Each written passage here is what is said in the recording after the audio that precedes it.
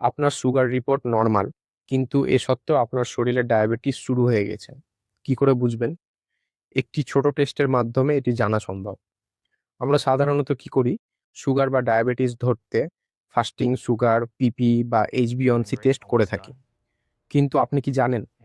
Diabetes শুরু হওয়ার ৫-১০ বছর আগে শরীরে এই সমস্যা তৈরি হয়। সমস্যাটি কি? সমস্যাটি হলো ইনসুলিনের। হয় শরীর খুব বেশি পরিমাণ ইনসুলিন তৈরি করে, অথবা শরীর ইনসুলিন তৈরি করতে অক্ষম হয়। তা এই যে ইনসুলিনের সমস্যা, সেটি একটি ছোট টেস্টের মাধ্যমে নির্ণয় করা সম্ভব। সেটি হচ্ছে ফাস্টিং ইনসুলিন টেস্ট। ফাস্টিং ইনসুলিনের পরিমাণ যদি নরমাল রেঞ্জের থেকে খুব কম বা খুব বেশি হয়, তবে বুঝতে হবে আপনার ভবিষ্যতে ডায়াবেটিস হবে। আপনি ডায়াবেটিসের দিকে এগিয়ে গিয়েছেন।